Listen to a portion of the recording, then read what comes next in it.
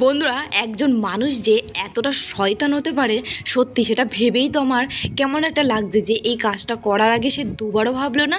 এত ছোট মানসিকতার মানুষ যে এখনও এরকম পৃথিবীতে রয়েছে তারা, সেটা ভেবেই তো কেমন একটা লাগছে যে কাজগুলো করে কি করে। তো কি হয়েছে চলো আমি তোমাদেরকে বলছি।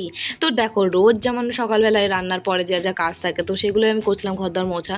তো করতে করতে দেখি বাইরে হঠাৎই জোর বৃষ্টি নেমে যায়। তো বৃষ্টিটা খানিকক্ষণ হওয়ার পর 10-20 মিনিট পর বৃষ্টিটা কমেছে, তারপরে কিন্তু চলে আসলাম। এখনও কিন্তু সেরকমভাবে কমেনি, ঘুরি ঘুরি পড়ছে। তো যাই হোক, কাজ ফেলে রাখলে তো হবে না, বেলা তো হচ্ছে। তাই বাসনগুলো কিন্তু তাড়াতাড়ি করে আমি মাজতে এখন বসে পড়েছি। তো চলো তাড়াতাড়ি করে বাসনগুলো মেজে নিই।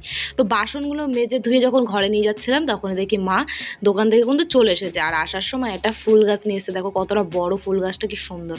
তো এবার কি হয়েছে চলো তোমাদেরকে বলি। তো বন্ধুরা দেখো, এর আগের দিন তো আমি শখ করে অনেকগুলো ফুল গাছ লাগিয়েছিলাম। তো কে যেন শয়তানি করে না আমার ফুল গাছগুলো তো তুলে দিয়েছে, আর একটা গাছ বেঁচে গেছিলো, সেই গাছটা কিন্তু তুলে নিয়ে চলে গেছে। তো তোমরাই বলো এই ধরনের মানসিকতা মানুষদেরকে কি বলা উচিত বন্ধুরা, বলো। আমি সেটা ভেবে পাচ্ছি না কি বলবো এদেরকে।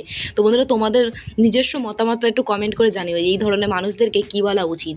তো যাই হোক বন্ধুরা, তোমাদের নামগুলো বলো আমাকে।